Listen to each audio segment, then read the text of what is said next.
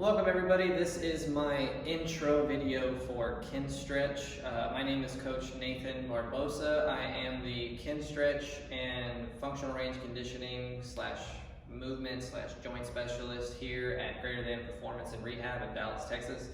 As I mentioned before, this video is my intro to Kinstretch. So we've been having a lot of people take our classes online lately, and I feel there's a miscommunication as far as giving people an idea of what to expect when they come into Kinstretch.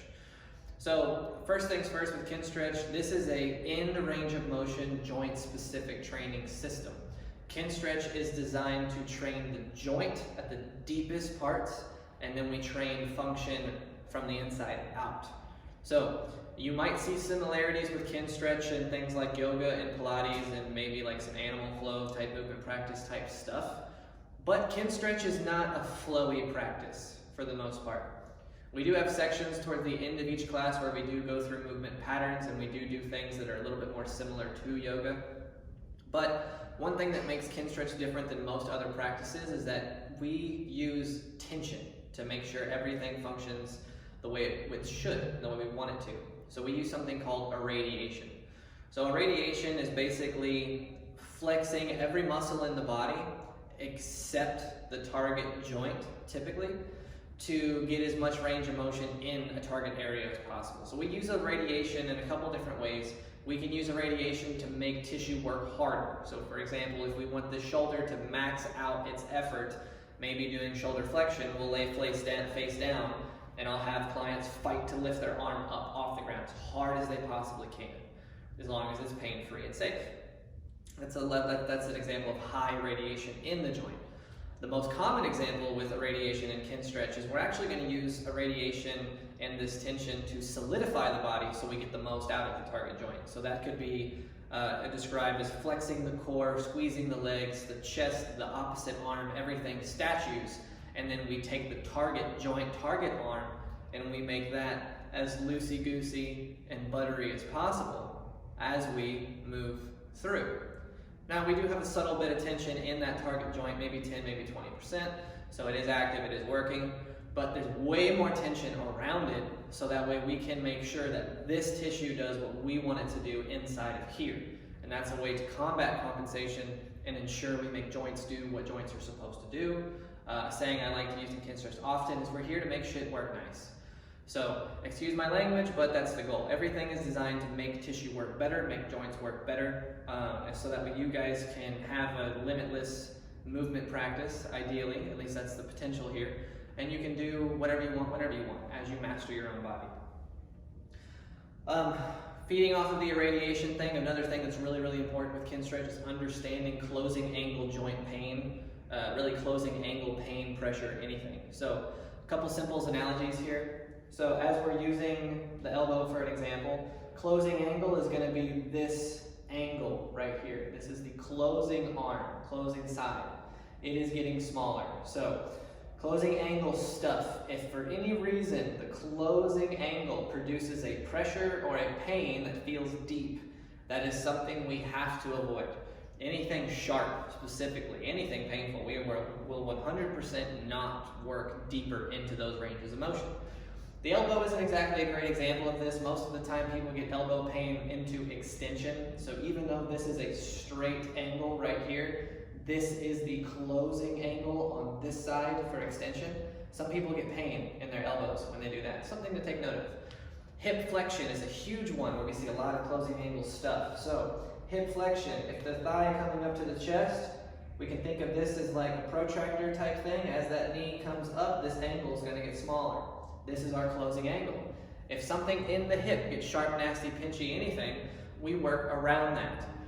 So if this is your circle and you have a closing angle, pinch at the top of it, then we're going to move around that circle. I know I just made an ugly heart, but that's kind of the idea. We're going to work around pains and we're going to carve out the space that is healthy and functional, and as we expand the good stuff, the stuff that's not so great will start to adapt and will start to expand with us. So, with Kinstretch, if you're taking this in-house at Greater Than Performance and Rehab with me, all of our props are supplied. If you are taking Kinstretch at home, you absolutely are going to need at least a couple of these items. So your bare minimum is going to be one PVC pipe or broomstick or something similar that's about 4 foot tall, 4 or 5 foot tall. So I recommend 2 of them. You are going to use 2 of them more often than you will probably use 1. That, and you want to have 2 is stability. You're going to be surprised when you're going to need both. You might be surprised. If you've done this for a while, you already know the deal. Tennis balls, huge. Have to have tennis balls. These are like our tension drivers for the arms. So we squeeze these, we crush them, we try to pop them regularly. We have to have the tennis balls.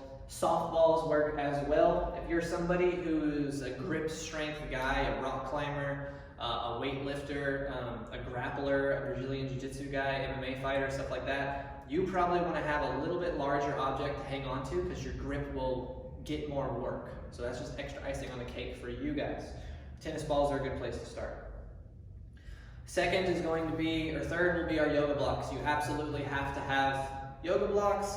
If you don't have yoga blocks, you'll be able to get away with it, but we want these. They stack better, they perform better, they're more versatile. You can fold up small hand towels and get away with this type of shape using other props, but the yoga blocks 100% make life easier. This is the Rehut brand from Amazon. I believe a 2-pack of these is like $6 or $7. They're really, really cheap. I like these a lot. PVC pipes, you can get these at Home Depot, maybe $3 or $4 a pop. Get a big long one, cut it down into some pieces, you're good to go. Tennis balls, you can get those anywhere. Aside from that, you will need about a body's worth, 2 bodies worth of floor space because we do move around a little bit, and some wall space about big enough to do a wall angel on is probably a good ballpark for wall space. So, aside from that, that's pretty much the rundown for Kinstretch, kind of what we're doing here and what you need. I will say, for those of you that are taking the class virtually, if you have questions, please, please, please interrupt the class and ask me your question when you think about it. Your questions will probably feed other questions in the class, so don't hesitate to ask. Whenever I do live classes and I have online students, I have an earpiece in as I'm teaching the class because we do them via Zoom. So you guys can talk to me live via class, and don't hesitate to do that. I want you guys to ask me questions. This process is different. It's detailed, it's very mentally engaging. So if you're somebody who's ready to learn and you want to really understand how your body moves right now, you want to learn how to make it better, you want to learn the whys of maybe why you feel things the way you do now, and the whys as to how we get them out of those positions and better, Kinstretch is going to be a phenomenal class for you. If you're somebody who doesn't want to put in a whole bunch of mental effort and you just kind of want to go through the motions, you can take Kinstretch and you'll still get a lot out of it. But I want you to know that if you're going to be a little mentally checked out while you're here, you're going to be missing a lot. So I do want to encourage everybody who joins the class to really have your student hat on, be ready to focus, and be ready to put in some work. Kinstretch is going to can stimulate a very strong strength training environment. So this muscle soreness is very common. You guys can throttle yourself down or kill yourself at whatever intensity you want to take yourself through for each and every class. I have my plan, I have my program that I write out for every class. But aside from that, I just want you guys to have all the information as far as what you're getting into so you can really understand what's going to happen with Kinstretch.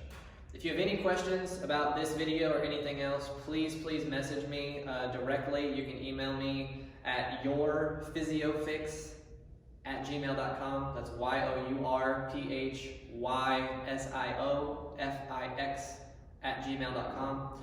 You can direct message me on Instagram at physiofix.dallas, and that's physiofix spelled the same way, PHYSIOFIX.Dallas, DALLAS.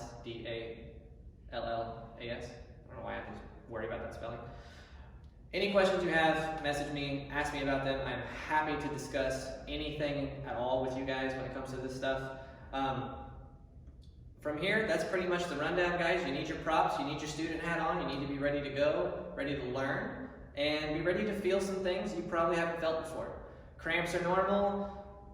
The inability to connect to tissue is normal. Feeling confused is normal. So, that all being said, guys, welcome to the lovely experience that is Kinstretch and in-range joint training. I hope you guys love this stuff as much as I do, and I honestly cannot wait for you guys to go down this rabbit hole of mobility, real mobility. I like to say mobility because we're giving you mobility to do whatever it is that you want to do. So thanks for watching, guys. Thanks for taking the time to go through this, and I can't wait to see y'all in class and make everybody wicked awesome movers so y'all can do anything you want whenever you want. Thanks for watching, guys. We'll see y'all soon.